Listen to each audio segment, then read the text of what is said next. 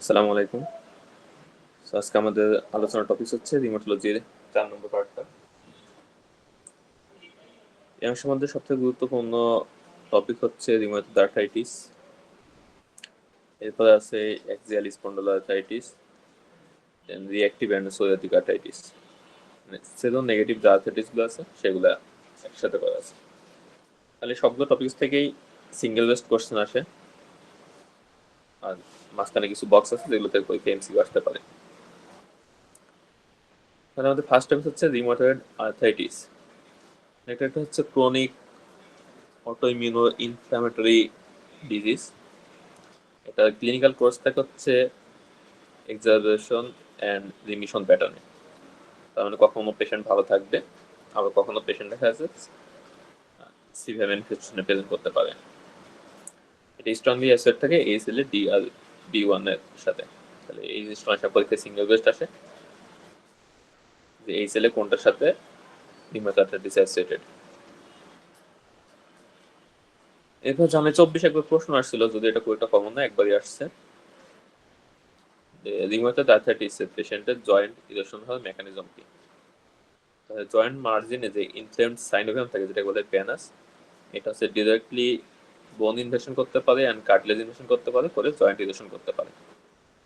তাহলে joint erosion এটা হচ্ছে রিউমাটয়েড আর্থ্রাইটিস একটা ইম্পর্টেন্ট ফাইন্ডিংস, যেটা আমরা এক্সরেতে পাই। এবং এটা কিভাবে হয়? By invasion of bone and cartilage by inflamed synovium বা প্যানাস। এটা হচ্ছে ক্লিনিক্যাল প্রেজেন্টেশন। তাহলে এটা আমরা একদম প্রথম ক্লাসে ডিসকাস করছিলাম। রিউমাটয়েড আর্থ্রাইটিসের প্রেজেন্টেশনে কেমন? এটা হচ্ছে সিমেট্রিক্যাল ইনফ্ল্যামেটরি পলিআর্থ্রাইটিস প্রেজেন্ট করে। আমাদের হচ্ছে আমাদের ইনভলভমেন্ট হয় মেইনলি স্মল জয়েন্টগুলো। পেশেন্টের পেইন থাকবে, জয়েন্ট সোয়েলিং থাকবে, স্টিফনেস থাকবে, small joints of hands, feet and wrist. তবে এর বাইরে লার্জ জয়েন্ট ইনভলভমেন্ট হতে পারে। পেশেন্টটা অনেক সময় সিস্টেমিক সিমটমস বা এক্সট্রা আর্টিকুলার ম্যানিফেস্টেশনও প্রেজেন্ট করতে পারে। তো এখানে তো মনে রাখা লাগবে দুইটা জিনিস। একটা হচ্ছে এখানে হবে হচ্ছে পলিআর্থ্রাইটিস, যেটা সিমেট্রিক্যাল এবং ইনফ্ল্যামেটরি প্যাটার্ন, আর স্মল জয়েন্টগুলো ইনভলভমেন্ট বেশি হবে। একটু মাঝখানে কিছু কথাবার্তা আছে, এগুলো একটু রিডিং করে রাখবেন। আর characteristic deformities may develop with long standing uncontrolled disease. Uncontrolled rheumatoid আর্থ্রাইটিসে কি কি ধরনের ডিফর্মিটি হতে পারে, এটা অনেক পরীক্ষা আসতে পারে। এটা জাস্ট একটু রিডিং করলে হবে। এক্সট্রাটিকুলার ম্যানিফেস্টেশন অফ রিউমাটয়েড ডিজিজ। তাহলে রিউমাটয়েড ডিজিজে যে কোনো সিস্টেম ইনভলভমেন্ট হতে পারে। তো এই ফিচার্সগুলো আমাদের একটু দেখে রাখা লাগবে। এর মধ্যে বেশি ইম্পর্টেন্ট যেগুলো সেটা হচ্ছে পায়োডার্মা গ্যাংগ্রিওসাম। তাহলে পায়োডার্মা গ্যাংগ্রিওসামের আমরা যখন ডার্মাটোলজি পড়বো, এটা আলাদা ডেসক্রিপশন আছে। পায়োডার্মা গ্যাংগ্রিওসামের সিনারিও পরীক্ষা আসে রিউমাটয়েড আর্থ্রাইটিসের সিনারিও দিয়ে, তারপর স্কিন ম্যানিফেস্টেশন দিয়ে, তারপর বলবো যে এটা ডায়াগনোসিস কি। হেমাটোলজিক্যাল ফাইন্ডিংস এর মধ্যে আমরা হচ্ছে এটা যেহেতু একটা ক্রনিক ডিজিজ, এখানে অ্যানিমিয়া থাকতে পারে। এছাড়া এনএসআইডি ইউজের কারণে বা আমরা যে ডিএমআরডি ইউজ করি মিথোট্রিক্স এর সাবসেট, এগুলোর কারণে অ্যানিমিয়া হতে পারে। এর বাইরে আমরা ইউসিনোফিলিয়া এন্ড থ্রোম্বোসাইটোসিস পাইতে পারি। অকুলার ম্যানিফেস্টেশনের মধ্যে এখানে আমরা পাবো হচ্ছে এপিস্ক্লেরাইটিস, স্ক্লেরাইটিস, স্কুলার মেলাসিয়া এন্ড ক্যারাকোকনজাংটিভাইটিস সিকা। এখানে একটু খেয়াল রাখা লাগবে, সেটা হচ্ছে এখানে কিন্তু ইউভাইটিস থাকে না। ইউভাইটিস গুলো আমরা পাই হচ্ছে ইউজুয়ালি সেজন নেগেটিভ আর্থ্রাইটিসে। আমরা যখন সেজন নেগেটিভ করবো তখন আবার দেখবো।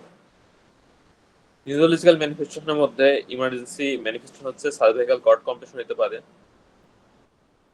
এছাড়া কম্প্রেশন নিউরোপ্যাথি হতে পারে, বিশেষ করে কার্পাল টানেল সিনড্রোম বা মিডিয়ান নার্ভ কম্প্রেশন হতে পারে। পেশেন্টের পেরিফেরাল নিউরোপ্যাথি এন্ড মনোনিউরাইটিস মাল্টিপ্লেক্স হতে পারে। পালমোনারি কমপ্লিকেশনসের মধ্যে সবথেকে ইম্পর্টেন্ট হচ্ছে পালমোনারি ফাইব্রোসিস।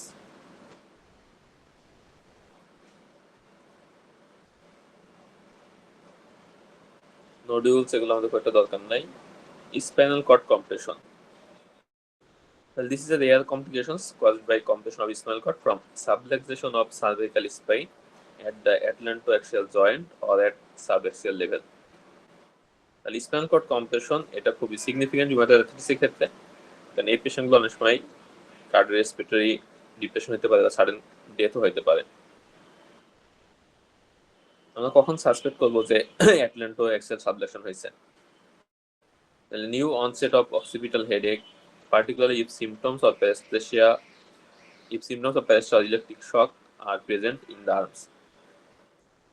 তার মানে আর্মে যদি নিউরোপ্যাথিক পেইনের সিমটমসের কথা বলে অথবা নিউ অনসেট অক্সিপিটাল হেডেক থাকে ইন রিউমাটয়েড আর্থ্রাইটিস পেশেন্ট, সেক্ষেত্রে আমরা অ্যাটলান্টাক্সিয়াল সাবডাক্টাল এটা চিন্তা করবো। এটা সিগনিফিকেন্ট কি, এই ধরনের যদি কোনো ফিচার্স থাকে সেই পেশেন্টগুলোর ক্ষেত্রে আর্জেন্ট সার্জিক্যাল রেফারেল লাগবে।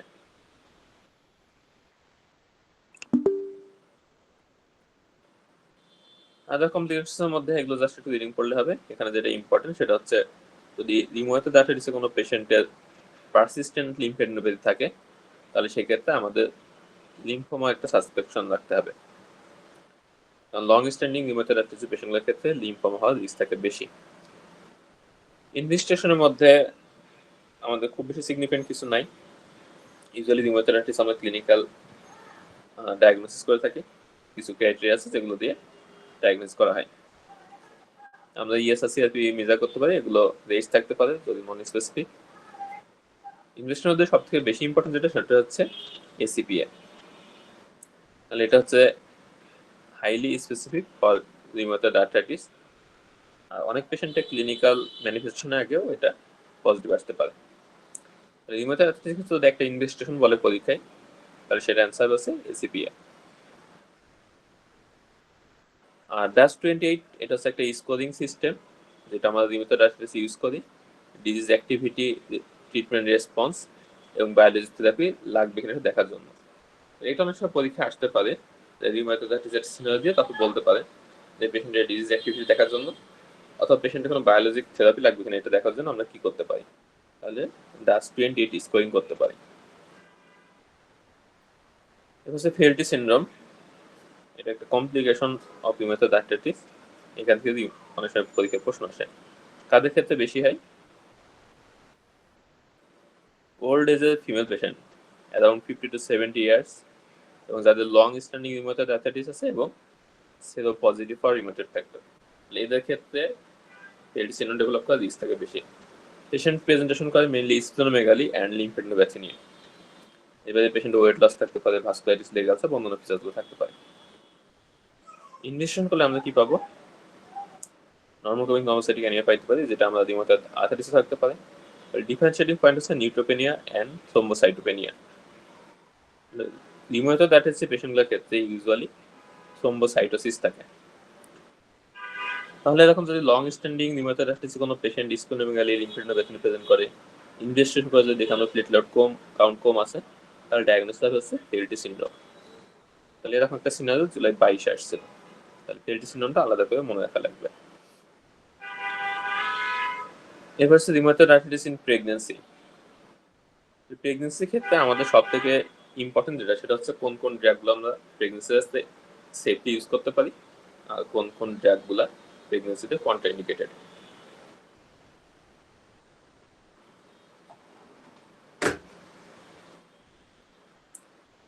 তাহলে প্রেগন্যান্সিতে সেফ ড্রাগের মধ্যে আছে sulfasalazine, hydroxychloroquine, azathioprine and TNF alpha. আর কন্ট্রাইন্ডিকেটেড হচ্ছে methotrexate, leflunomide, cyclophosphate and mycophenolate mofetil. তাহলে এই ড্রাগগুলো নাম মুখস্থ করতে হবে, এগুলো পরীক্ষায় এমসিকিউ আসতে পারে, সিঙ্গেল কোয়েশ্চেন আসতে পারে।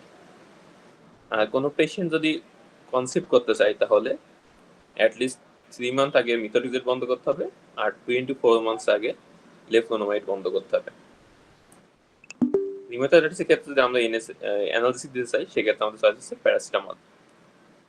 ওরাল NSAID এবং সিলেক্টিভ COX-2 ইনহিবিটর, এটা হচ্ছে যে আমরা আপ টু 20 উইকস পর্যন্ত ইউজ করতে পারবো, কিন্তু এর পরে আর ইউজ করা যাবে না। তাহলে এই পয়েন্টগুলো অনেক সময় পরীক্ষার প্রশ্ন আসে। স্টেরয়েড প্রেগন্যান্সি সেফ, যদি রিউমাটয়েড আর্থ্রাইটিস ফ্লেয়ার আপ হয় সেক্ষেত্রে আমরা গ্লুকোকর্টিকয়েড ইউজ করতে পারবো। TNF আলফা, এই ড্রাগগুলো প্রেগন্যান্সিতে সেফ, তবে লাস্ট ট্রাইমেস্টারে আমরা চেষ্টা করবো এগুলো অ্যাভয়েড করে, কারণ এগুলো ইমিউনো সাপ্রেশন করে। এক্সেপশন হচ্ছে সার্টুলিজুমাব বাদে অন্যান্য ড্রাগগুলো প্লাসেন্টা ক্রস করে এবং ইমিউনো সাপ্রেশন করতে পারে। এরপর হচ্ছে ম্যানেজমেন্ট।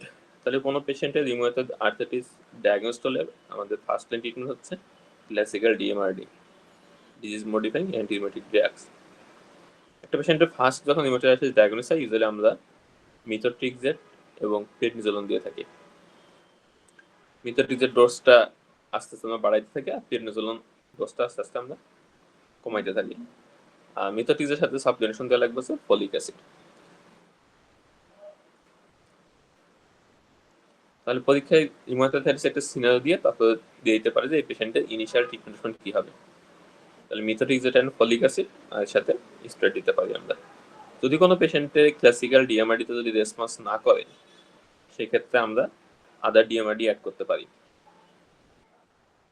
ক্লাসিক্যাল আমরা কি কি ড্রাগ দিতে পারি? মিথোট্রিক্সেট এর সাথে সালফাসালাজিন এন্ড হাইড্রোক্সিক্লোরোকুইন, এই তিনটা আমরা একসাথে দিতে পারি ট্রিপল থেরাপি হিসেবে। যদি এটাও রেসপন্স না করে, দেখা গেল ট্রিপল থেরাপি দেওয়ার পরে ডিজিজ অ্যাক্টিভিটি বেশি আছে, ডিজিজ অ্যাক্টিভিটি কি হয় দেখবো আমরা DUST-28 স্কোরিং করে। তাহলে স্ক্রিন করে যদি আমরা দেখি যে স্টিল পেশেন্টের স্কোরিং অনেক বেশি, সেক্ষেত্রে আমরা বায়োলজিক দেবো অথবা টার্গেটেড ডিএমআরডি দিব, টার্গেটেড সিনথেটিক ডিএমআরডি। এর মধ্যে সব থেকে বেশি কমনলি চয়েস করা হচ্ছে অ্যান্টি টিএনএফ আলফা থেরাপি। তাহলে অ্যান্টি টিএনএফ আলফা যে ড্রাগগুলো আছে এই ড্রাগগুলোর নাম মুখস্থ করা লাগবে।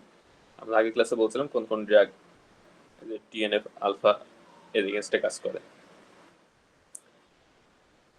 জুভেনাইল ইডিওপ্যাথিক আর্থ্রাইটিস, এখান থেকে খুব একটা প্রশ্ন আসে না। এখান থেকে যেটা পড়া লাগবে সেটা হচ্ছে সিস্টেমিক জুভেনাইল ইডিওপ্যাথিক আর্থ্রাইটিস বা স্টিলস ডিজিজ। এটা পরীক্ষা খুব একটা লাগে না, ইউজুয়ালি অনেক সময় ক্লিনিক্যালি আমাদের আপনি কিছু পেশেন্ট পাইতে পারি। পেশেন্টগুলোর ক্ষেত্রে ডায়াগনস্টিক ক্রাইটেরিয়া আলাদা। এই পেশেন্টগুলোর ক্ষেত্রে ফিভার থাকবে, স্কিন র্যাশ, আর্থ্রাইটিস এন্ড অর্গানোমেগালি থাকে। ইনফ্ল্যামেটরি মার্কারগুলো বেশি থাকতে পারে কিন্তু অটো অ্যান্টিবডিগুলো সব নেগেটিভ থাকে। জাস্ট রিডিং দেখতে হবে, পরীক্ষা এখানে খুব একটা আসে না। আচ্ছা, পরীক্ষার জন্য যেটা বেশি ইম্পর্টেন্ট সেটা হচ্ছে স্পন্ডাইলো আর্থ্রাইটিস। স্পন্ডাইলো আর্থ্রাইটিস হচ্ছে একটা গ্রুপ অফ ডিসঅর্ডার, অনেকগুলো ডিজিজকে একটা গ্রুপের মধ্যে ফেলা হয়েছে। এই ডিজিজগুলো কমন কিছু ক্যারেক্টারিস্টিক্স আছে। এই ডিজিজগুলো সবগুলো হচ্ছে ইনফ্ল্যামেটরি টাইপ আর্থ্রাইটিস, আর এগুলো হচ্ছে স্ট্রংলি অ্যাসোসিয়েটেড থাকে এই সেলে B27 এর সাথে। তাহলে স্পন্ডাইলো আর্থ্রাইটিসের গ্রুপের মধ্যে কি কি ডিজিজ আছে? ফার্স্ট হচ্ছে অ্যাক্সিয়াল স্পন্ডাইলো আর্থ্রাইটিস, দেন হচ্ছে রিঅ্যাক্টিভ আর্থ্রাইটিস, থার্ড হচ্ছে সোরিয়াটিক আর্থ্রাইটিস এন্ড ফোর্থ হচ্ছে এন্টেরোপ্যাথিক আর্থ্রাইটিস বা arthritis associated with inflammatory bowel disease. তাহলে প্রত্যেকটা থেকে আমাদের সিঙ্গেল বেস্ট প্রশ্ন আসতে পারে। অ্যাক্সিয়াল স্পন্ডাইলো আর্থ্রাইটিসকে আবার দুইভাবে ভাগ করা যায়, ইমেজিং উপর ডিপেন্ড করে। যদি ইমেজিং ফাইন্ডিংস থাকে সেটাকে আমরা বলে হচ্ছে রেডিওগ্রাফিক অ্যাক্সিয়াল স্পন্ডাইলো আর্থ্রাইটিস বা অ্যাঙ্কাইলোজিং স্পন্ডাইলাইটিস। যদি রেডিওগ্রাফিক ফিচার্স না থাকে তাহলে আমরা বলি non radiographic spondyloarthritis. Spondyloarthritis গুলো একটা হলমার্ক ফিচার্স হচ্ছে এনথেসাইটিস। এনথেসাইটিস কাকে বলে? Inflammation at the site of ligament or tendon insertion into bone. তাহলে আমাদের বোনের যেখানে টেন্ডন বা লিগামেন্ট অ্যাটাচ থাকে এই জায়গাগুলোতে যে ইনফ্লামেশন হয় সেটাকে বলা হয় এনথেসাইটিস। আমাদের যে ইনফ্ল্যামেটরি পলিআর্থ্রাইটিস গুলো আছে এর মধ্যে স্পন্ডাইলো আর্থ্রাইটিস গুলো হলমার্ক ফিচার্স বা ক্যারেক্টারিস্টিক হচ্ছে এনথেসাইটিস, আর সাথে স্ট্রংলি অ্যাসোসিয়েটেড থাকে এই সেলে B27, এটা মনে করে বলছি। আর স্পন্ডাইলো আর্থ্রাইটিস গুলো মেল পেশেন্ট গুলোর ক্ষেত্রে বেশি কমন। তাহলে male to female ratio 3:1। Otherwise auto immune connective disease আছে বা ইনফ্লামেটরি ডিজিজ আছে সেগুলো ইউজুয়ালি ফিমেল পেশেন্টে বেশি কমন থাকে। এক্সেপশন হচ্ছে স্পন্ডাইলো আর্থ্রাইটিস। এরপর সেই স্পন্ডাইলো আর্থ্রাইটিস গুলো আমরা বলছিলাম যে এটা গ্রুপ অফ ডিসঅর্ডার এবং এদের কমন কিছু ফিচার্স থাকে। তাহলে কমন ফিচার্স গুলোর মধ্যে কি কি আছে? Asymmetrical inflammatory oligoarthritis, more prominent in lower limbs.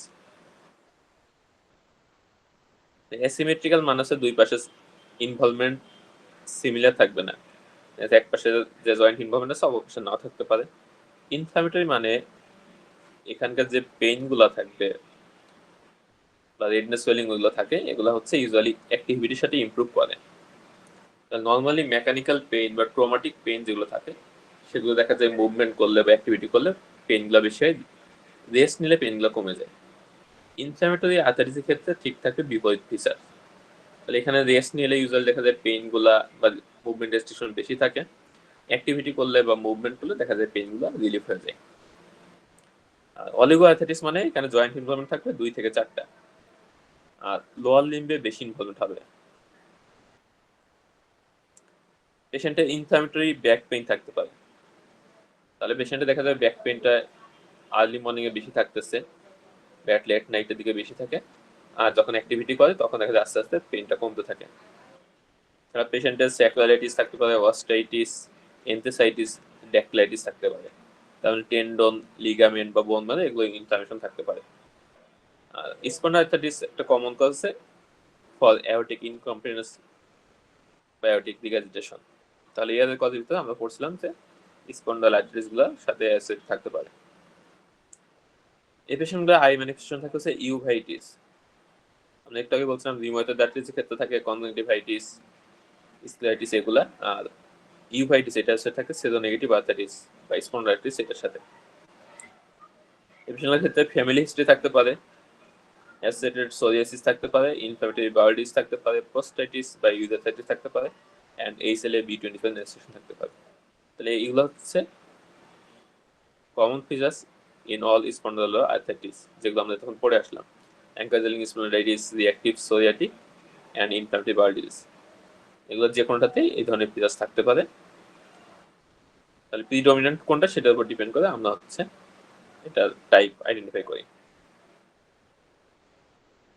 তাহলে স্পন্ডাইলাইটিসের মধ্যে ফার্স্ট যেটা সেটা হচ্ছে অ্যাক্সিয়াল স্পন্ডাইলাইটিস।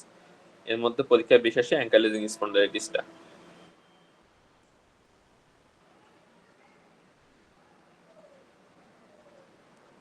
ক্লিনিক্যাল ম্যানিফেস্টেশন কেমন থাকবে? পেশেন্টগুলোর ইনফ্ল্যামেটরি ব্যাক পেইন থাকবে and early morning stiffness with low back pain radiating to the buttocks and posterior thigh if sacroiliac joints are involved. তবে এই রেডিয়েশনটা কখনোই বিলো নি যাবে না, বিলো নি হলে সেটা তখন সায়াটিকা বা অন্যদিকে চলে যাবে। তাহলে এখানে মেইন ফিচার্স হচ্ছে inflammatory back pain with morning stiffness, symptoms আর exacerbated by inactivity and relieved by movement. এই পয়েন্ট হচ্ছে খুবই ইম্পর্টেন্ট। তাহলে PLID, traumatic pain, mechanical pain, osteoarthritis, এগুলো পেইনের থেকে আলাদা করার জন্য এই পয়েন্ট আমাদের ইম্পর্টেন্ট বেশি। তাহলে ইনঅ্যাক্টিভিটিতে পেইন বাড়বে আর মুভমেন্টের সাথে পেইন বা সিমটমসগুলো রিলিফ হবে। আমরা যদি এক্সামিনেশন করি তাহলে দেখবো পেশেন্টের লাম্বার স্পাইন মুভমেন্ট, এগুলা মুভমেন্টগুলো রেস্ট্রিক্টেড থাকে। এরপর এখানে কিছু পয়েন্ট আছে কোন কোন জায়গায় এনথেসাইটিস বেশি হয়, এগুলো জাস্ট একটু রিডিং দেখলে হবে। আমাদের যে কোনো টেন্ডন ইনফ্লামেশন যেগুলোতে আছে বড় বড় মাসেলগুলো সবগুলোতে হইতে পারে। এক্সট্রা আর্টিকুলার ফিচার্সের মধ্যে সবথেকে কমনলি থাকে অ্যাকিউট অ্যান্টেরিয়র ইউভাইটিস। এই পেশেন্টগুলো অস্টিওপোরোসিস থাকতে পারে। আমরা যদি ইনভেস্টিগেশন করি তাহলে এটা যেহেতু ইনফ্ল্যামেটরি ডিজিজ, সো আমরা ইএসআর সিআরপি এগুলো বেশি পাবো। পেশেন্টের ক্রনিক ইনফ্ল্যামেটরি ডিজিজগুলো কমনলি অ্যানিমিয়া পাওয়া যায়। ইম্পর্টেন্ট হচ্ছে এখানে HLA-B27 অ্যাসেট থাকে। তাহলে ইনভেস্টিগেশন হলে আমাদের দুইটা জিনিস ইম্পর্টেন্ট, ব্লাডে ইম্পর্টেন্ট হচ্ছে HLA-B27 পজিটিভ থাকবে, আর ইমেজিং এর মধ্যে হচ্ছে এক্স-রে এন্ড এমআরআই। এক্স-রে থেকে কি ফাইন্ডিংস পাইতে পারি? Irregularity and loss of cortical margins, widening of joint space, subsequently sclerosis and joint space narrowing and fusion. এটা পাবো হচ্ছে আমরা স্যাক্রোইলিয়াক জয়েন্টে। তাহলে স্যাক্রোইলিয়াক জয়েন্টের ক্ষেত্রে কি হয়? প্রথমে জয়েন্ট মার্জিনগুলো ইরেশন হয় বা জয়েন্ট মার্জিনগুলো লসের ফলে জয়েন্ট স্পেসটা ওয়াইডেনিং হয়। এরপর যখন এটা লং টার্ম পারসিস্ট করে তখন হচ্ছে স্ক্লেরোসিস হয় এবং জয়েন্ট স্পেসগুলো ন্যারোইং হয়ে যায় এন্ড ফাইনালি জয়েন্ট স্পেসগুলো ফিউজ হয়ে যেতে পারে। জয়েন্ট স্পেসগুলো যখন ফিউজড হয়ে যায় এটা হচ্ছে ফাইনাল স্টেজ অফ স্যাক্রোইলাইটিস। আর যদি আমরা থোরাকো লাম্বার স্পাইন এক্সরে করি তাহলে স্পাইনে অনেকগুলো ফাইন্ডিংস পাওয়া যেতে পারে। ফার্স্ট হচ্ছে anterior squaring of vertebra due to erosion and sclerosis of anterior cornus and periosteosis of waist। মানে ভার্টিব্রাগুলোর যে শেপ থাকে সেগুলো স্কোয়ার শেপ হয়ে যায়, চারকোনা। এর সাথে ব্রিজিং সিনডেসমোফাইট থাকতে পারে। অ্যাডভান্স স্টেজে আমাদের যে অ্যান্টিরিয়র লংজিটিউডাল লিগামেন্ট আছে লিগামেন্টগুলো ক্যালসিফিকেশন হয়ে যেতে পারে এন্ড ফাইনালি এটা দেখতে ব্যাম্বো স্পাইনের মতো লাগে, মানে বাঁশের মতো দেখা যায়।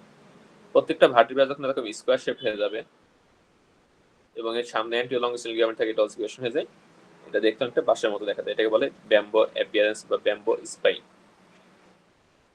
আর সাথে জেনারেলাইজড অস্টিওপেনিয়া থাকতে পারে।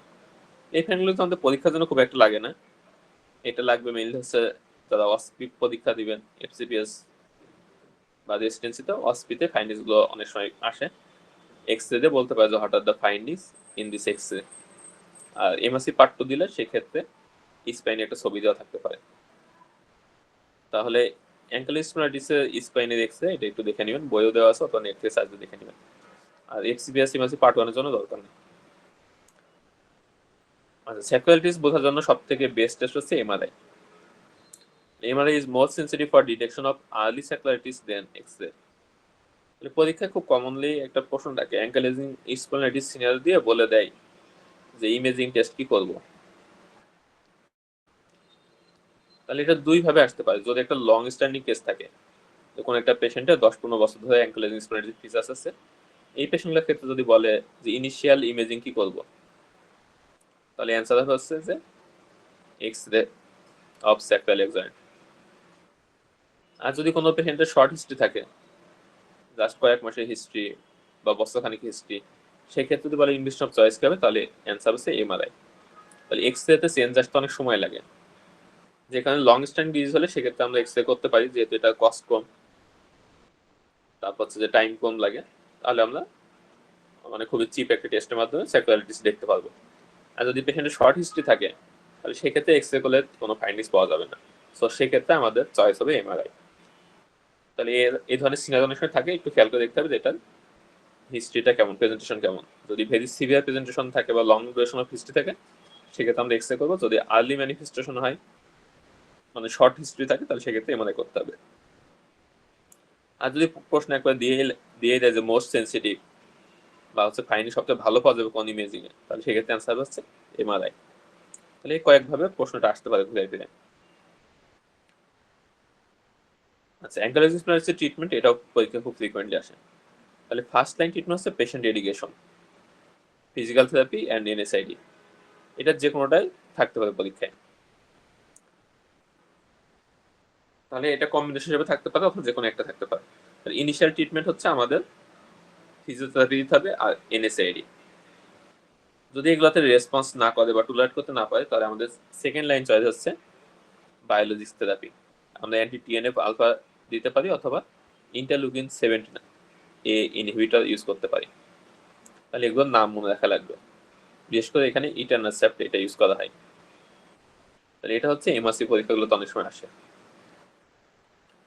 যে অ্যাঙ্কেল স্পন্ডিলাইটিস সিনারিও দিয়ে বলবে যেটা ফার্স্ট লাইন ট্রিটমেন্ট কি, অথবা বলবে যে পেশেন্টরা ফিজিওথেরাপি পাচ্ছে, এনএসআইডি পাচ্ছে, কিন্তু পেশেন্ট স্লিপ পেইন রিলিফ হয়নি বা সিমটমসগুলো পারসিস্ট করছে, নেক্সট ট্রিটমেন্ট অপশন কি হবে।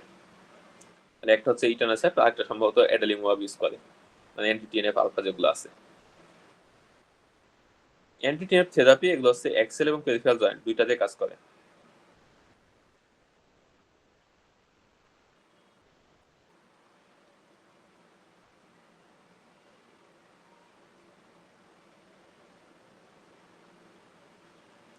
সবার ক্ষেত্রে হইতেছে এরকম?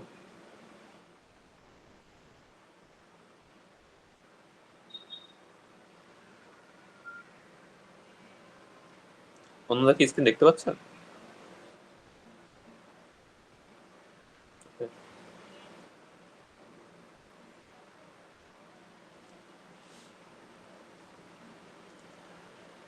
তাহলে আমরা ফার্স্ট লাইন ট্রিটমেন্ট পড়লাম হচ্ছে patient education, NSAID and physical therapy.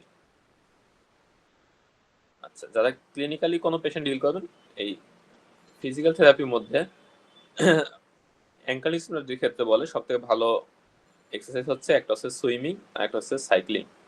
যেটা একটু মনে রাখতে পারেন, পেশেন্ট অ্যাডভাইসের ক্ষেত্রে অনেক কাজে লাগে।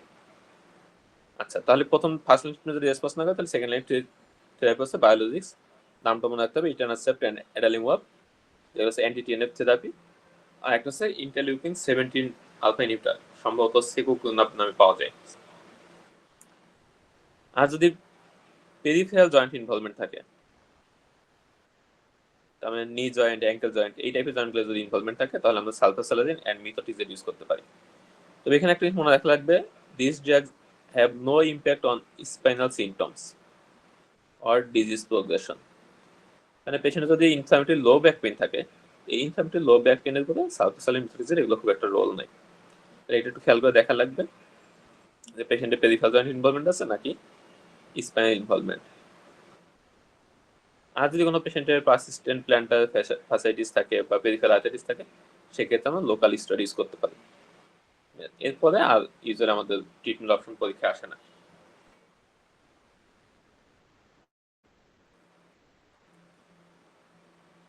এর হচ্ছে classification criteria for axial spondylitis. এটাও খুব একটা দরকার নেই, জাস্ট আমরা একটু জেনে যাই। এটা হচ্ছে আমাদের পরীক্ষা লাগবে না, ক্লিনিক্যাল লাগবে। কখন আমরা অ্যাক্সিয়াল স্পন্ডাইলাইটিস চিন্তা করবো? ফার্স্ট ক্রাইটেরিয়া হচ্ছে পেশেন্টের more than 3 months back pain থাকতে হবে, এবং এই পেইনটা হবে ইনফ্ল্যামেটরি ব্যাক পেইন।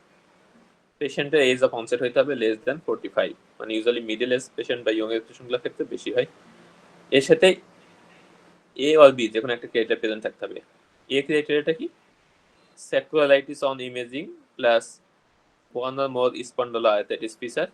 আর বি ক্রাইটেরিয়া হচ্ছে HLA B27 positive plus 2 or more spondylitis feature. এর যে কোনো একটা থাকা লাগবে। তাহলে আমরা যদি সহজভাবে বলি, তাহলে ইনফ্ল্যামেটরি ব্যাক পেইন থাকবে, বয়স 45-এর কম, এর সাথে এইচএলএ B27 পজিটিভ, অথবা এমআরআই স্যাকুলারাইটিস থাকবে, এমআরআই বা এক্সরে মানে ইমেজিং এ। আর এর সাথে নিচে যে কোনো একটা ক্রাইটেরিয়া থাকতে হবে। এই ক্রাইটেরিয়াগুলো কি কি আছে? Arthritis, inflammatory back pain, enthesitis, dactylitis, uveitis, Crohn's colitis, elevated CRP B27 positive, good response to NSAID and family history। এইগুলো ইউজুয়ালি যে কোনো একটা ফিচার কমনলি থাকে যদি কারো ইনফ্ল্যামেটরি ব্যাক পেইন থাকে। তাহলে আমাদের মেইন ক্রাইটেরিয়া হচ্ছে বয়স 45-এর কম, ইনফ্ল্যামেটরি ব্যাক পেইন, সাথে ইমেজিং এ স্যাকুলারাইটিস থাকতে হবে, আর এইচএলএ B27 পজিটিভ থাকতে হবে। এখন ইমেজিং এর স্যাকুলারাইটিস এটা আলাদা ক্রাইটেরিয়া আছে, এটা new York criteria, modified New York criteria বলা হয়। এটা আমাদের পরীক্ষার জন্য দরকার নেই, কেউ পেশেন্ট পাইলে এটা একটু পড়ে নেবেন। Modified New York criteria, x-ray এবং এমআরআই এর জন্য আলাদা ক্রাইটেরিয়া আছে, কখন আমরা স্যাকুলারাইটিস বলবো। তাহলে পরীক্ষার প্রশ্ন কেমন আসবে? ইউজুয়ালি পেশেন্টগুলো থাকে male patient, middle age patient, সাথে ইনফ্ল্যামেটরি ব্যাক পেইন থাকে, মানে পেইনগুলা অ্যাক্টিভিটির সাথে কমে যায় আর হচ্ছে রেস্টের কন্ডিশনে বাড়ে, মানে মর্নিং এ বা লেট নাইটে এই পেইনগুলো বেশি থাকে। তাহলে ইনফ্ল্যামেটরি ব্যাক পেইন থাকবে। এর সাথে পেশেন্টে আদার্স যে কোনো ফিচার্স থাকতে পারে, ইউভাইটিস থাকতে পারে, ব্লাডি ডায়রিয়া থাকতে পারে, সোরিয়াসিস বা স্কিন র্যাশ থাকতে পারে, এগুলো আমাদের ইস্যু না। তাহলে এই কয়েকটা পয়েন্ট আমাদের মনে রাখা লাগবে, মিডল এজ মেল পেশেন্ট, সাথে ইনফ্ল্যামেটরি ব্যাক পেইন। তাহলে ইনভেস্টিগেশন কি করব? যদি ব্লাড টেস্ট করলে তাহলে এইচএলএ B27 করব। ইমেজিং এর ক্ষেত্রে যদি অ্যাডভান্স স্টেজ হয় সেক্ষেত্রে আমরা এক্সরে করতে পারি, আর আর্লি স্টেজে এমআরআই করব। তাহলে এই কয়েকটা পয়েন্ট মনে রাখলে আমাদের অ্যাক্সিয়াল স্পন্ডাইলাইটিস কোশ্চেনগুলো সলভ করা যাবে। ট্রিটমেন্টের ক্ষেত্রে ফার্স্ট লাইন ট্রিটমেন্ট হচ্ছে physiotherapy, NSAID and patient education. যদি এটাতে রেসপন্স না করে তাহলে আমরা বায়োলজিস্ট থেরাপি দিব। আর যদি পেরিফেরাল জয়েন্ট ইনভলভমেন্ট থাকে সেক্ষেত্রে আমরা সালফাসালাইন এন্ড মিথোট্রিক্সের ইউজ করতে পারি, বাট এই ড্রাগগুলো স্পাইনাল ম্যানিফেস্টেশনে কোনো হেল্প করবে না। এক্সট্রাস্টিকুলার ফিচার্স অফ অ্যাক্সিয়াল স্পন্ডাইলাইটিস, তাহলে এগুলো সেম আমরা অলরেডি যেগুলো কমন ফিচার্স পড়ছিলাম স্পন্ডাইলাইটিসের ওইগুলাই। এখান থেকে মনে রাখা লাগবে যেটা পরীক্ষার জন্য বেশি লাগবে, সেটা হচ্ছে অ্যাওর্টিক ভালভ ইনভলভমেন্ট। এগুলো হচ্ছে অ্যাওর্টিক ইনসাফিসিয়েন্সি বা অ্যাওর্টিক রিগার্জিটেশন থাকে পেশেন্টগুলো, এটা মনে রাখা লাগবে। আর একটা মনে রাখা লাগবে হচ্ছে অস্টিওপোরোসিস। তাহলে অস্টিওপোরোসিসের কজের মধ্যে একটা হচ্ছে স্পন্ডাইলাইটিস। আর একটা মনে রাখা লাগবে আপার লোব পালমোনারি ফাইব্রোসিস। যদিও এটা বলছে ভেরি রেয়ার, বাট পরীক্ষায় এখান থেকে প্রশ্ন আসে। তাহলে কানেকটিভ টিস্যু ডিজিজ সবগুলাতে হয়। লোয়ার জোন ফাইব্রোসিস এক্সেপশন হচ্ছে অ্যাঙ্কাইলোজিং স্পন্ডাইলাইটিস বা স্পন্ডাইলাইটিস গুলো, এগুলো হচ্ছে এপিক্যাল বা আপার লোব ফাইব্রোসিস করে। তাহলে এটা রেসপিরেটরি থেকে প্রশ্ন আসতে পারে পালমোনারি ফাইব্রোসিস সিনারিও দিয়ে। এরপরে বলতে পারে যে আন্ডারলাইং কজ কি। তাহলে ফাইব্রোসিসটা যদি আপার লোবে থাকে এবং কানেকটিভ টিস্যু ডিজিজের ফিচার্স থাকে তাহলে ডায়াগনোসিস অ্যাঙ্কাইলোজিং স্পন্ডাইলাইটিস। আর যদি লোয়ার জোন ফাইব্রোসিস থাকে তাহলে আদার কোনো কানেকটিভ ডিজিজ আছে কিনা সেগুলো আমরা চিন্তা করবো। এটা হচ্ছে রিঅ্যাক্টিভ আর্থ্রাইটিস। আর এটা হচ্ছে খুবই ইম্পর্টেন্ট, এখান থেকে মোটামুটি ফ্রিকুয়েন্টলি পরীক্ষার প্রশ্ন থাকে, বিশেষ করে এমআরসি পরীক্ষাগুলোতে রিঅ্যাক্টিভ আর্থ্রাইটিস থেকে প্রশ্ন থাকবেই। তাহলে সিনারিও কেমন দেওয়া থাকে? ইউজুয়ালি পেশেন্টের একটা ডায়রিয়া হিস্ট্রি থাকতে পারে অথবা সেক্সুয়াল এক্সপোজার হিস্ট্রি থাকতে পারে। আর এমআরসি পরীক্ষাগুলোতে যে হিস্ট্রি থাকে সেটা হচ্ছে ট্রাভেলিং টু অ্যাব্রড। তাহলে যেসব কান্ট্রিতে এক্সপোজার হিস্ট্রি কমন, এরকম একটা সিনারি থাকে যে পেশেন্ট থাইল্যান্ড বা এই জাতীয় কোনো একটা দেশে ঘুরতে গেছে, এরপরে পেশেন্ট প্রেজেন্ট করছে মনো আর্থ্রাইটিস বা অলিগো আর্থ্রাইটিস নিয়ে। ইউজুয়ালি অলিগো আর্থ্রাইটিস গুলো বেশি কমন থাকে। তাহলে পেশেন্টের রিসেন্টলি ডায়রিয়া হিস্ট্রি হয়েছে বা এক্সপোজার হিস্ট্রি আছে বা পেশেন্ট রিসেন্টলি ট্রাভেলিং হিস্ট্রি আছে, সাথে পেশেন্টের ইনফ্লামেটরি জয়েন্ট পেইন, এই ডায়াগনোসিস রিঅ্যাক্টিভ আর্থ্রাইটিস। এমআরসিপি মোটামুটি ক্লাসিক্যাল একটা সিনারিও এটা।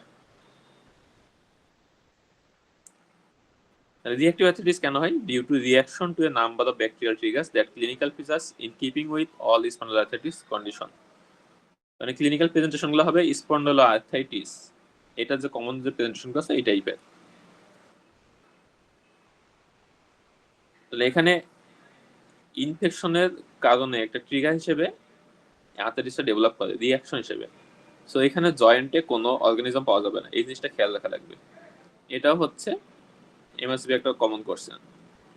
রিঅ্যাক্টিভ আর্থ্রাইটিস একটা সিনারি দিয়ে দিবে, দিয়ে বলবে যে এই পেশেন্টের জয়েন্ট অ্যাসপিরেশন করলে কি অর্গানিজম পাওয়া যাবে। তাহলে সেপটিক আর্থ্রাইটিসে যেরকম অর্গানিজম পাওয়া যায় এখানে কিন্তু কোনো অর্গানিজম পাওয়া যাবে না, কারণ এখানে ডিরেক্ট যে ইনফেকশন আছে এটা ডিরেক্টলি এটার কারণে হয় না, এটা একটা রিঅ্যাকশনের কারণে হয়। সো এখানে জয়েন্ট অ্যাসপিরেশন করলে কোনো অর্গানিজম পাওয়া যাবে না, এটা মনে রাখতে হবে। তাহলে কোন কোন অর্গানিজম দিয়ে ইনফেকশন হলে রিঅ্যাক্টিভ আর্থ্রাইটিস হইতে পারে? যদি পেশেন্টের ডিসেন্ট্রি হিস্ট্রি থাকে তাহলে সেক্ষেত্রে আমরা চিন্তা করবো যে ডিসেন্ট্রি রিলেটেড যে ব্যাকটেরিয়াগুলো সেগুলো কিনা। তাহলে সালমোনেলা, শিগেলা, ক্যাম্পালিব্যাক্টার এন্ড এয়ারসিনিয়া। আর যদি পেশেন্টের সেক্সুয়ালি ট্রান্সমিটেড ইনফেকশন হিস্ট্রি থাকে তাহলে সেই ক্ষেত্রে অর্গানিজম হবে ক্ল্যামাইডিয়া। তাহলে জুলাই 23 এরকম একটা সিনারিও আসছিল, রিঅ্যাক্টিভ আর্থ্রাইটিস সিনারিও দেওয়া ছিল, সাথে দেওয়া ছিল পেশেন্টের আনপ্রোটেক্টেড সেক্সুয়াল এক্সপোজার হিস্ট্রি আছে, মোস্ট লাইকলি অর্গানিজম কোনটা? তার অ্যান্সার হচ্ছে ক্ল্যামাইডিয়া। এছাড়া আরো কিছু কন্ডিশন আছে যেগুলা রিঅ্যাক্টিভ আর্থ্রাইটিস করতে পারে, হচ্ছে virus, mycoplasma, mycobacteria, rheumatic fever, বোরেলিয়া নিস্টোকাই। এগুলো থেকে খুব একটা প্রশ্ন আমাদের আসে না।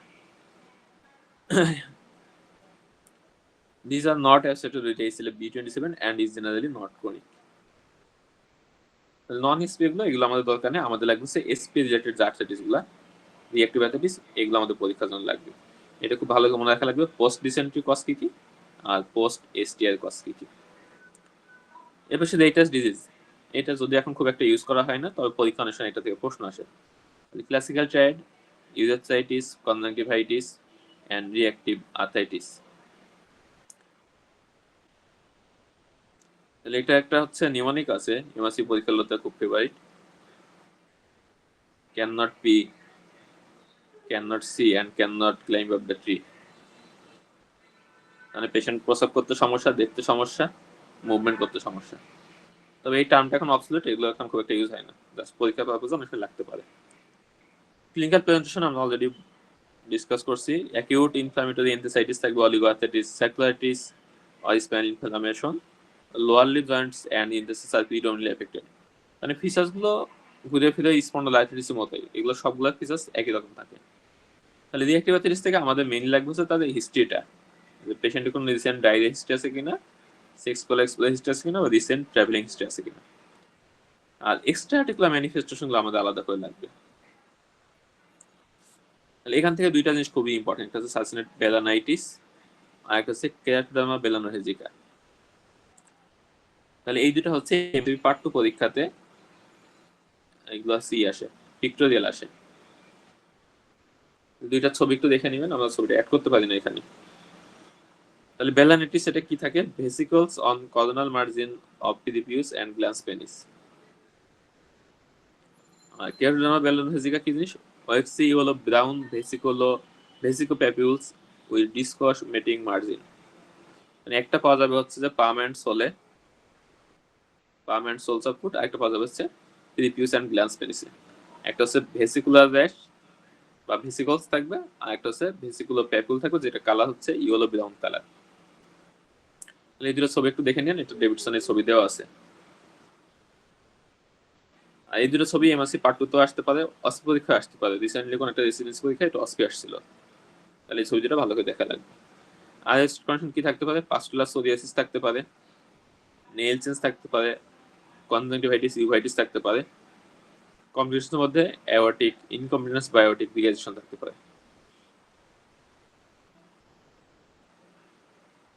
ইনভেস্টিগেশনে এখানে হচ্ছে আমরা বলছিলাম যে এগুলো হচ্ছে সেরো নেগেটিভ আর্থ্রাইটিস, মানে এই যে গ্রুপগুলো আছে স্পন্ডাইলাইটিসে এই সবগুলাতে সেরোলজিক্যাল মার্কারগুলো নেগেটিভ থাকবে।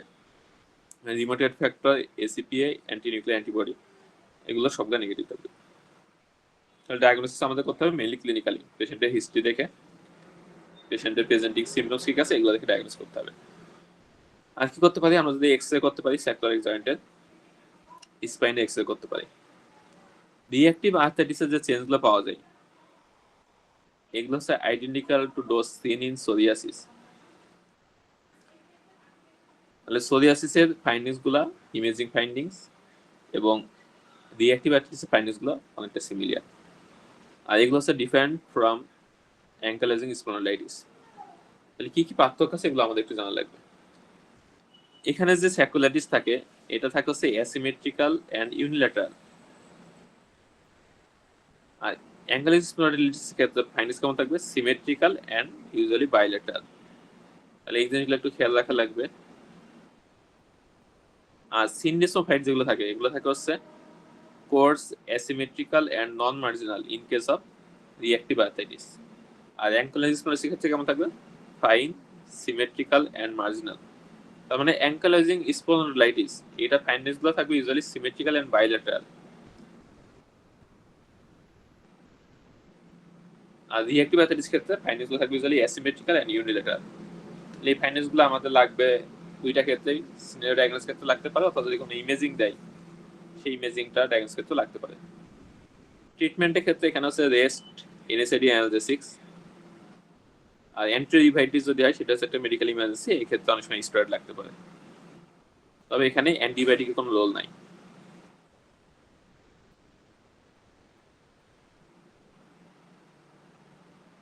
আর এটা জাস্ট একটা reaction to infection, not directly infective cause. So antibiotic দিলে এখানে তেমন কোনো অ্যান্টিবায়োটিক ইফেক্ট পড়বে না আর কি। তাহলে এইটা একটু মনে রাখা লাগবে। অনেক সময় রিঅ্যাক্টিভ আর্থ্রাইটিস সিনারিও দিয়ে বলতে পারে যে পেশেন্টের ট্রিটমেন্ট অপশন কি কি আছে। এর পাশে সোরিয়াটিক আর্থ্রাইটিস, তাহলে এটাও পরীক্ষার জন্য খুবই ইম্পর্টেন্ট একটা টপিক, এখান থেকে খুব কমনলি প্রশ্ন আসে। তাহলে রিঅ্যাক্টিভ আর্থ্রাইটিস এবং সোরিয়াটিক আর্থ্রাইটিস, অ্যাঙ্কালোজিং স্পন্ডাইলাইটিস এই তিনটা থেকে পরীক্ষা সিঙ্গেল বেস্ট আসে। সোরিয়াটিক আর্থ্রাইটিসের সবচেয়ে ইম্পর্টেন্ট যেটা সেটা হচ্ছে এটা অ্যাসোসিয়েট থাকে HLA B and HLA C এর সাথে, যেটা আমরা রিউমাটয়েড আর্থ্রাইটিস ক্ষেত্রে পড়ছিলাম এইচএলএ ই আর 1। তাহলে এইচএলএ এটা দুইটা টাইপের গ্রুপ আছে, একটা আছে এবিসি আর একটা আছে ডিপি ডিকিউ ডিআর এই টাইপের। তাহলে এইগুলো অনেক সব পরীক্ষা প্রশ্ন আসে যে কোনটার সাথে কোনটা অ্যাসোসিয়েটেড। তাহলে সোরিয়াটিক ক্ষেত্রে এইচএলএ বি এন্ড সি, আর রিউমাটয়েড ক্ষেত্রে এইচএলএ ডিআর, একটু মনে রাখা লাগবে। Occasionally, arthritis and psoriasis develop synchronously, but onset of musculoskeletal and skin disease is frequently separated by many years. তাহলে বেশিরভাগ পেশেন্টগুলোর ক্ষেত্রে দেখা যায় সোরিয়াসিস এবং আর্থ্রাইটিস দুটো একসাথে থাকে না, যে কোনো একটা আগে ডেভেলপ করে আর একটা ইউজুয়ালি কয়েক বছর পরে ডেভেলপ করে। ক্লিনিক্যাল প্রেজেন্টেশন, তাহলে সোরিয়াটিক আর্থ্রাইটিসের ক্লিনিক্যাল প্রেজেন্টেশন কয়েকভাবে হতে পারে। ফার্স্ট হচ্ছে অ্যাসিমেট্রিক্যাল ইনফ্ল্যামেটরি মনো অলিগোআর্থ্রাইটিস, দেন হচ্ছে সিমেট্রিক্যাল পলিআর্থ্রাইটিস, দেন হচ্ছে distal interphalangeal joint arthritis, fourth হচ্ছে psoriatic spondylitis, fifth arthritis mutilans, and sixth হচ্ছে এন্টিসাইটিস প্রিডোমিনেন্ট। তাহলে কয়েকভাবে প্রেজেন্টেশন হতে পারে।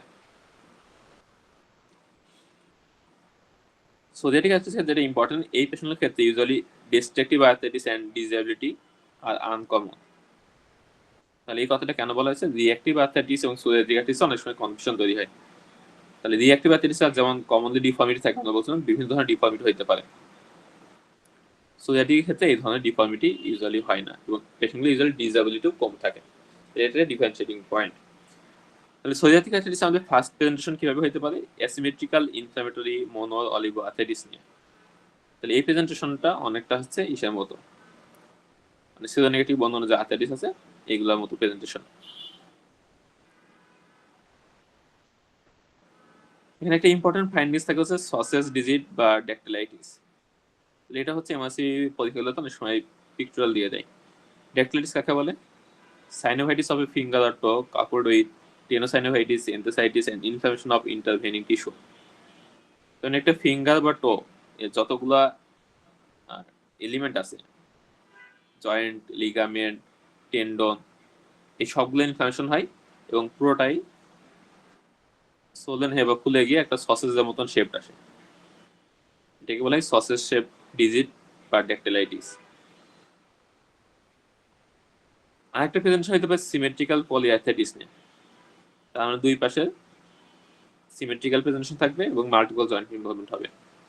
এটা অনেকটা দেখে মনে হতে পারে রিউমাটয়েড আর্থ্রাইটিসের মতো প্রেজেন্টেশন। তাহলে আলাদা করবো কিভাবে?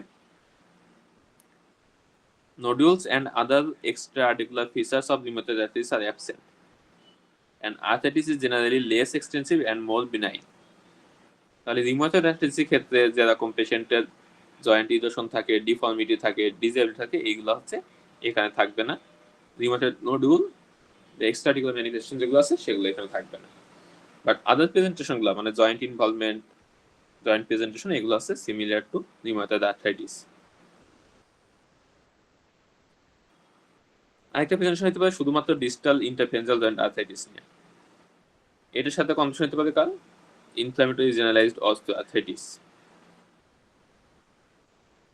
তাহলে আমরা বলছিলাম যে ডিআইপি জয়েন্ট যদি ইনভলভমেন্ট হয় কোনো পেশেন্টের, তাহলে সেক্ষেত্রে ইম্পর্টেন্ট ডিফারেন্সিয়াল আসবে দুইটা, একটা হচ্ছে অস্টিওআর্থ্রাইটিস আর একটা হচ্ছে সোরিয়াটিক আর্থ্রাইটিস।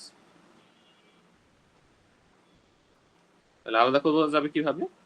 সোরিয়াটিক আর্থ্রাইটিস ক্ষেত্রে ইউজুয়ালি নেইল চেঞ্জগুলো অ্যাসোসিয়েট থাকে, যেটা অস্টিওআর্থ্রাইটিসে থাকবে না। এরপরে পেশেন্টের প্রেজেন্টেশন হতে পারে আর্থ্রাইটিস মিউটিলান্স নিয়ে। এটা হচ্ছে একটা মাত্র প্রেজেন্টেশন এই সোরিয়াটিক আর্থ্রাইটিসে যেখানে ডিফর্মিটি থাকে এবং এক্সটেন্সিভ ডিস্ট্রাকশন থাকতে পারে।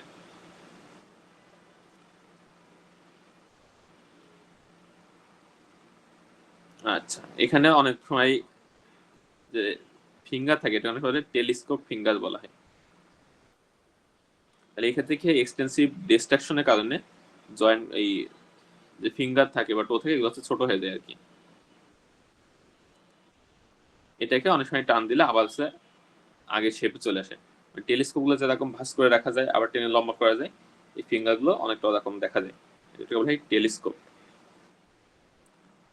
আরেকটা হতে পারে এনথেসাইটিস প্রিডমিনেন্ট, মানে শুধুমাত্র এনথেসাইটিস নিয়ে প্রেজেন্ট করতে পারে। এটা অনেকটা অত ইম্পর্টেন্ট না। সোরিয়াটিক আর্থ্রাইটিস একটা ইম্পর্টেন্ট ক্যারেক্টারিস্টিক আছে এখানে অ্যাসোসিয়েটেড নেইল চেঞ্জ থাকে। তাহলে কি কি ধরনের নেইল চেঞ্জ হতে পারে এটা আমাদের জন্য ইম্পর্টেন্ট। তাহলে নেইল পিটিং থাকতে পারে, অনেকোলাইসিস, সাবাঙ্গুয়াল হাইপারকিউটোসিস এন্ড হরাইজন্টাল লিজিং। এই পয়েন্টগুলো মনে রাখা লাগবে, এগুলো অনেক সময় পরীক্ষায় প্রশ্ন আসে। Characteristic rash of psoriasis may be widespread or confined to scalp, natal cleft, umbilicus or gentilis, or in areas where there are frictional skin effect from clothing. তাহলে এই জিনিসটা ইম্পর্টেন্ট কেন? এটা হচ্ছে ক্লিনিক্যালি ইম্পর্টেন্ট। তাহলে একটা হচ্ছে সোরিয়াটিক আর্থ্রাইটিসের ক্ষেত্রে সোরিয়াসিস বা স্কিন র্যাশ এটা ওয়াইড স্পিড থাকতে পারে বা দেখে বোঝা যেতে পারে, অথবা কিছু হিডেন এরিয়াতে হতে পারে যে এরিয়াগুলোতে ইউজুয়ালি আমরা দেখি না।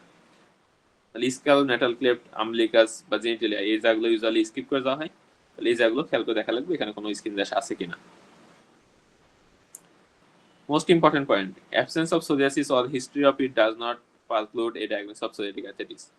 মানে কোনো পেশেন্ট যদি সোরিয়াসিস না থাকে তার মানে এই না যে তার সোরিয়াটিক আর্থ্রাইটিস হয় নাই, মানে সোরিয়াসিস পরেও ডেভেলপ করতে পারে, যেটা আমরা প্রথমে বলছিলাম যে দুইটা অনেক সময় সিনক্রোনাসলি নাও থাকতে পারে। তাহলে সোরিয়াটিক আর্থ্রাইটিস পেশেন্ট শুধু আর্থ্রাইটিস নিয়ে প্রেজেন্ট করতে পারে, সোরিয়াটিক র্যাশ দেখা হয়তো পরেও আসতে পারে। তাহলে সোরিয়াটিক আর্থ্রাইটিস ডায়াগনোস করার জন্য আমাদের একটা ক্রাইটেরিয়া আছে, কাসপার ক্রাইটেরিয়া। মানে পেশেন্টে কি থাকা লাগবে? Inflammatory articular disease, joint, spinal entheses যে কোনো একটা ইনভলভমেন্ট হতে পারে, with 3 or more points from the following. কি কি হিস্ট্রি না লাগবে? পেশেন্টে কারেন্ট সোরিয়াসিস আছে কিনা, এটা হচ্ছে সবথেকে ইম্পর্টেন্ট পয়েন্ট। এই পয়েন্ট হচ্ছে 2 পয়েন্ট। এছাড়া পেশেন্টের ফার্স্ট অ্যান্ড সেকেন্ড জেনারেশনে হিস্ট্রি অফ সোরিয়াস আছে কিনা, মানে ফ্যামিলি হিস্ট্রি আছে কিনা, নেইল চেঞ্জ আছে কিনা, কারেন্ট আর হিস্ট্রি অফ ড্যাকলাইটিস আছে কিনা, আর negative rheumatoid factor, juxta-articular new bone formation. তাহলে এই ক্রাইটেরিয়া দেখে আমরা হচ্ছে সোরিয়াসিস ডায়াগনোস করতে পারি। তাহলে এখানে আমাদের ইম্পর্টেন্ট কি কি, একটা হচ্ছে পেশেন্টের সোরিয়াসিস আছে কিনা বা ফ্যামিলি হিস্ট্রি অফ সোরিয়াসিস আছে কিনা, 2 হচ্ছে ড্যাকলাইটিস আছে কিনা, 3 হচ্ছে নেইল চেঞ্জ আছে কিনা। তাহলে সোরিয়াসিস একটা পয়েন্ট, নেইল চেঞ্জ একটা পয়েন্ট, আর ড্যাকলাইটিস একটা পয়েন্ট। এই 3টা পয়েন্ট সোরিয়াটিক আর্থ্রাইটিসের জন্য সবচেয়ে বেশি ইম্পর্টেন্ট। আর সাথে হচ্ছে রিউমাটয়েড ফ্যাক্টর নেগেটিভ, মানে নেগেটিভ অটো অ্যান্টিবডি। তাহলে 4টা পয়েন্ট আমাদের সোরিয়াটিক আর্থ্রাইটিসের জন্য মনে রাখা লাগবে। ইনভেস্টিগেশন এখানে হচ্ছে ডায়াগনোসিস হচ্ছে ক্লিনিক্যাল ব্যাকগ্রাউন্ডে অটো অ্যান্টিবডিজ গুলো নেগেটিভ থাকবে, ইএসএস সিআরপি গুলো রেস থাকতে পারে, নরমালও থাকতে পারে। এক্সরে করলে আমরা কি পাবো, just articular osteoproliferation or erosive change. Features in that favour psoriatic arthritis over rheumatoid arthritis. তাহলে সোরিয়াটিক আর্থ্রাইটিস এবং রিউমাটয়েড আর্থ্রাইটিসে কনফিউশন হতে পারে, সেটা আমরা ক্লিনিক্যালি এবং ইনভেস্টিগেশনের মাধ্যমে আলাদা করতে পারি। ক্লিনিক্যালি কি পাইছিলাম, সোরিয়াটিক আর্থ্রাইটিস গুলো ইউজুয়ালি একটু বিনাইন থাকে, ডিসএবিলিটি কম থাকে, তারপর হচ্ছে যে ডিফর্মিটি এগুলো কম থাকে। আর ইমেজিং করলে আমরা কি পাবো, erosion with osteoproliferation, absence of periarticular osteoporosis and osteosclerosis. তাহলে এখানে হচ্ছে অস্টিওপোরোসিসটা থাকবে না, রিউমাটয়েড আর্থ্রাইটিসের ক্ষেত্রে পেরিআর্টিকুলার অস্টিওপোরোসিস থাকে। অ্যাক্সিয়াল স্কেলেটন আমরা যদি এক্সরে করি তাহলে অ্যাডভান্সড কি পাওয়া যাবে, coarse asymmetrical non marginal syndesmophyte, যেটা আমরা রিঅ্যাক্টিভ আর্থ্রাইটিসের ক্ষেত্রে বলছিলাম যে রিঅ্যাক্টিভ আর্থ্রাইটিস এবং সোরিয়াটিক আর্থ্রাইটিস এই দুটো স্পাইন ইমেজিং ফাইন্ডিং সেম। তাহলে এখানে coarse asymmetrical and non marginal syndesmophyte থাকবে। আর অ্যাঙ্কোলাইজিং স্পন্ডিলাইটিস ক্ষেত্রে থাকবে উল্টা, ফাইন সিমেট্রিক্যাল এন্ড মার্জিনাল সিন্ডেসোফাইট। আর এর সাথে পেশেন্টের অস্টিওপ্রলিফারেশন বা স্যাকুলারিটিস থাকতে পারে। ম্যানেজমেন্টের ক্ষেত্রে এখানে ট্রিটমেন্ট হচ্ছে এনএসআইডি এবং অ্যানালজেসিক্স। যদি কোনো পেশেন্টের স্কিন ইনভলভমেন্ট থাকে সেক্ষেত্রে ফার্স্ট লাইন ট্রিটমেন্ট হচ্ছে মিথোটিক জেট। তাহলে এটা মনে রাখা লাগবে, সোরিয়াটিক আর্থ্রাইটিসে যদি সোরিয়াসিস এবং আর্থ্রাইটিস দুইটাই থাকে আমাদের ফার্স্ট লাইন ট্রিটমেন্ট হচ্ছে মিথোটিক জেট। তাহলে রিউমাটয়েড আর্থ্রাইটিসের ক্ষেত্রে ফার্স্ট লাইন ট্রিটমেন্ট ছিল মিথোটিক জেট, এখানেও মিথোটিক জেট। ফাইনালি হচ্ছে এন্ট্রোপ্যাথিক স্পন্ডালাইটিস বা কি জানো inflammatory bowel disease associated arthritis যেটা বলে। তাহলে এখানে কয়েকভাবে প্রেজেন্টেশন হতে পারে, শুধুমাত্র পেরিফেরাল জয়েন্ট প্রেজেন্টেশন হতে পারে, স্যাকুলারিটিস থাকতে পারে, অলিভো আর্টিকুলার ম্যানিফেস্টেশন থাকতে পারে।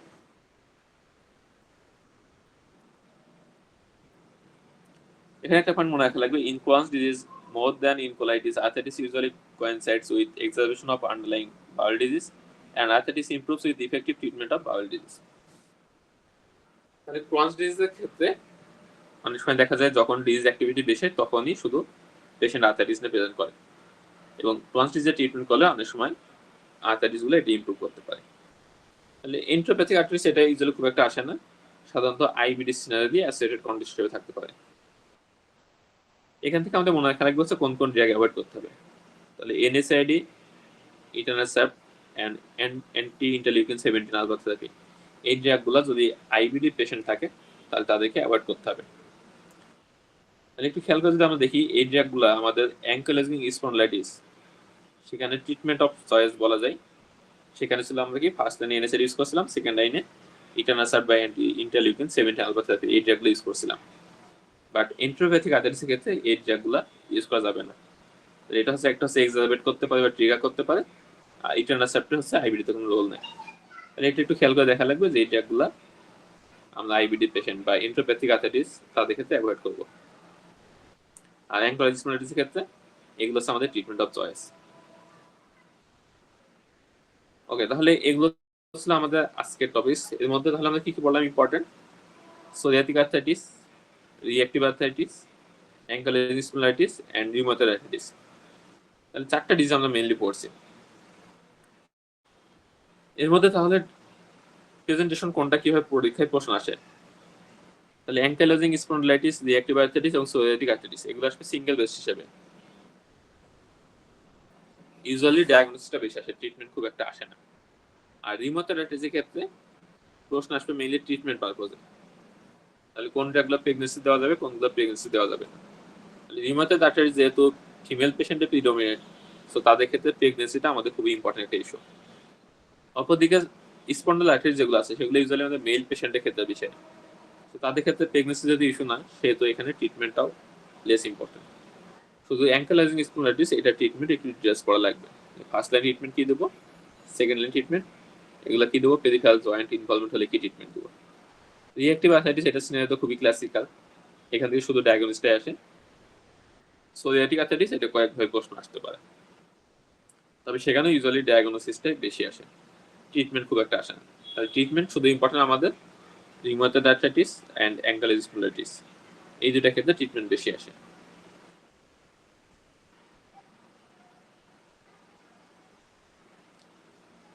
ওকে, আজকে ক্লাস নিয়ে কোনো প্রশ্ন আছে কারো কোনো?